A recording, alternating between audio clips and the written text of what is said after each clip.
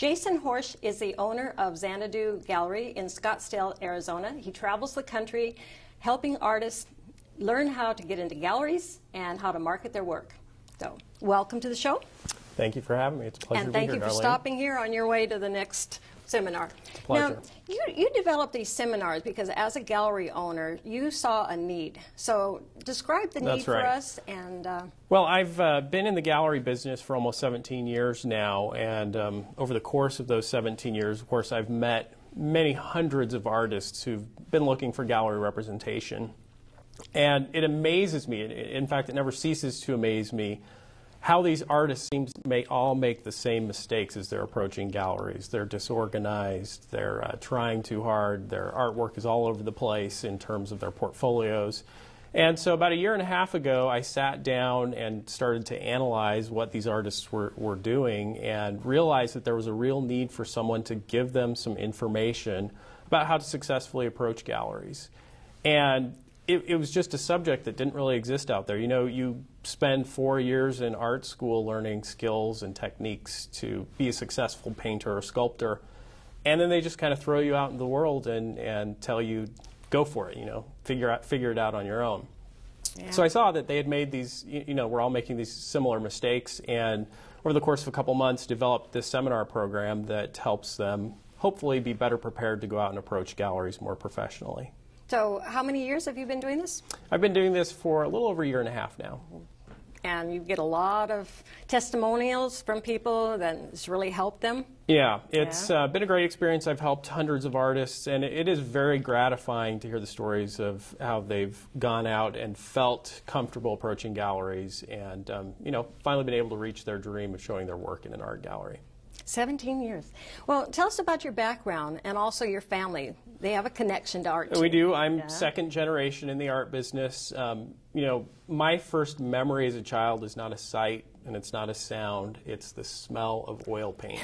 My father is a professional painter and has successfully painted for many, many years, and so I grew up in the business. Now, I'll tell you that I am the oldest of my parents' 9 children.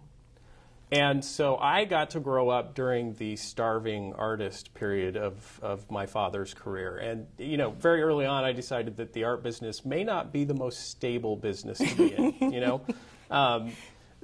Here's my father working in the studio hour after hour, you know, long days, and months could go by without a sale. And so very early on I decided that probably I wanted to go into something a little more stable, like insurance sales or, you know, stockbroking, anything other than the art business. And you didn't grab his paints. You didn't really... You know, a little bit enough to ruin a couple of couches and that kind of thing. But, you know, somehow he just took all of that artistic talent right out of the gene pool, and I didn't get any of that. By the time I was 15, 16, though, I got to start traveling with him to shows and galleries, and that was very exciting. You know, to see collectors coming in from all over the world to buy his artwork, and that was when I kind of started to get interested in the business side of the art business. My first job when I was 17 was in an art gallery that happened to represent my father, and it's gone from there. Well, now, did your father do it right when he approached the... Obviously, he did. No, absolutely not. He made every possible mistake. And so, you know, as I've developed this seminar, I'm certainly drawing from his experience as well. And, you know, it's kind of nice because we have two perspectives, the perspective of a gallery owner and also the perspective of an artist who has, you know, made every mistake and learned how to successfully approach galleries. And now he is very successful and shows in 10 galleries around the country and... you know, has really reached his dream with his artwork. Oh. And your gallery opened September the 11th, 2001. Very auspicious timing, needless to say. We, you know, my wife and I decided very early in our marriage that we wanted to have a gallery, and we kind of came up with a business plan and started implementing that. And the timing was such that we had signed our lease and put the gallery together and have our grand opening on Monday, September 10th, 2001. And you, of course, remember where you were on that day, but we just, you know, we come into the gallery that morning and hadn't turned the news on or anything, and all of a sudden the world has just fallen apart. And, of course, we're feeling the same thing that everyone else is, but we're also thinking, oh, my goodness, you know, what have we done here? We've poured our life savings into this business. made a huge investment in time and effort, and you really didn't know what the art business was going to be like after September 11th. Everybody's got their September 11th story, and mine, I was fairly close to you. I was in Yellowstone shooting pictures of moose, and I had a great day that day until I got back and heard the news. But about 8 months later, I was doing paintings because there was a gallery that I was interested in, so I was tailoring some paintings, including the moose, and they told me that for the first time in their history, they had to put artwork in the storage room. So art just was not selling. That was a good 8 months later. So, that was a very stressful time, and we're going through another stressful time with the downturn. Yeah, there are a lot of parallels. How does it affect the galleries and so forth? Well, of course, in an industry like ours, which is so much a discretionary industry, people purchase artwork because they want to, not because they have to. And so when you have a difficult economic time like this, often art is the first thing to go from someone's budget and sometimes the last one to come back.